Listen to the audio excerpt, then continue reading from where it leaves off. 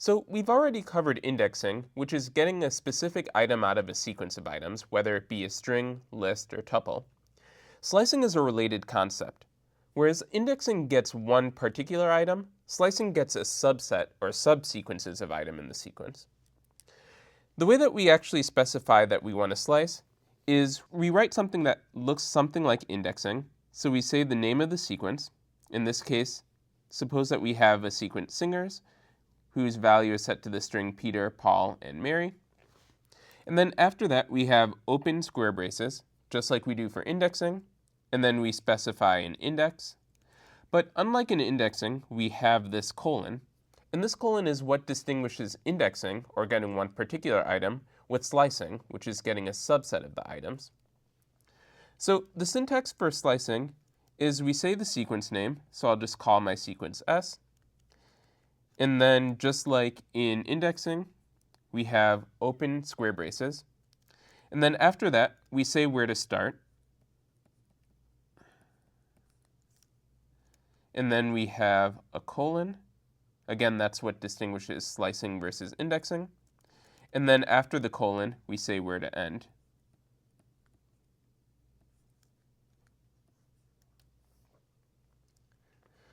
So in the case of this expression, we're saying that we're slicing on the string singers. And we say that we're starting at index 0, so that means at the very beginning, and we go through to index 5.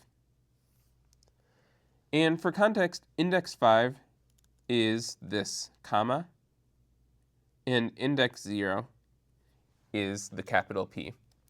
So when I run this code, then I see that when I print out singers sub 0 to 5, then what I get is just Peter. And one thing to note with slicing is that you include the start index, but you don't include the end index. So let me actually just draw this string out on the screen. So we have singers equals the string Peter, comma, space, Paul, comma, space, and space, Mary. Now I'm just going to focus on the first portion of this. So in Python, because this is a string, we split every character into a different item.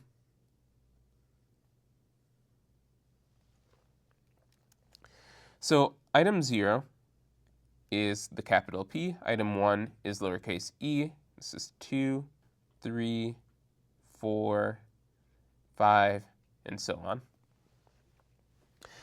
Okay. So one way to remember that we include the start index but not the end index is to think of it this way. So rather than these indices being on the actual squares, think of the index as being on the line. So think of 0 as belonging to this line, 1 belongs to this line, 2 belongs to this line, 3 to this line, 4, 5, and then this line would be 6. So when we specify the start, we say start at that index, or that line. So if I specify a start as index 0, then we say start here. And if I specify the end as being index 5, then we say end at this line. And the end result of this is that we get what's in between those two lines. In this case, we just get Peter. Let's try this out with a few more examples.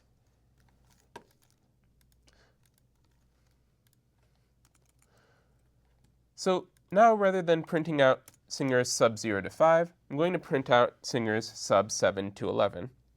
Now just to draw out what that looks like, again remember singers is Peter, comma, space, Paul, comma, space, and space, Mary. And every character is at a different index, including the spaces and the commas. Okay, so when we say 7 through 11, again, think of the indices as being along these lines. So 0 is the first line, 1, 2, 3, 4, 5, 6, 7. 7 here is our start index, and then we go through 8, 9, 10, 11. and 11 here is our end index. And so when we slice from 7 through 11, then that's slicing from this line to this line. And when I run my code, I should expect to see Paul printed out. Okay, and then you can probably guess what the next line is going to print out, but let's actually draw it out. So we have index 12, 13, 14, 15, 16, 17, 18, 19, 20. And this last line is going to be index 21. And so what that means is that when we slice from index 17, which is right here, to index 21, which is right here, then we should expect to print out, you guessed it, Mary. We can also slice from the beginning or to the end of a string. So here we have a string fruit equals banana, and let's actually draw this out. So we have B, A, N, A, N, A. If we draw the separate indices, so again, for slicing, I find it useful to put the indices on the lines between items. So item 0 is B, so I'm just going to draw the 0 to represent this line, 1 to represent that line, 2, 3, 4, 5. And then we don't have an item 6, but I could write 6 here. So let's suppose that we don't want to actually have to specify a start index. We want to say I want everything up until index 3. Then I can actually omit a start index before the colon in the slicing operation. So if I print out fruit sub blank to 3, then that's going to give me BAN, because Python is going to assume that because I didn't put anything here, that I want to start at the beginning of the sequence. Same with if I want to get everything after index 3. So whereas when I said fruit sub colon 3, that gave me everything before. Now if I wanted to get everything after, then I could instead put fruit sub 3 colon. And what that's going to do is it's going to say start at index 3, so again, right here.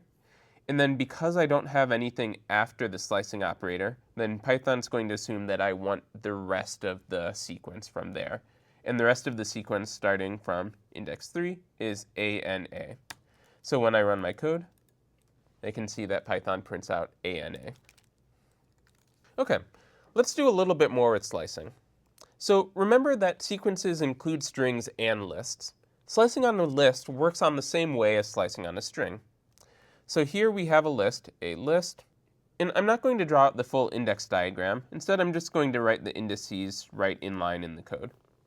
So let's think about what happens when we run line 2. When we run line 2, we're printing out a list sub 1 colon 3. So in our sequence, we have index 1 right here, and we're printing out that through index 3. And so what I would expect here is to print out this subsequence. And when we slice on a list, then we get a list as a result. So the result of this should be a list that has items B and C.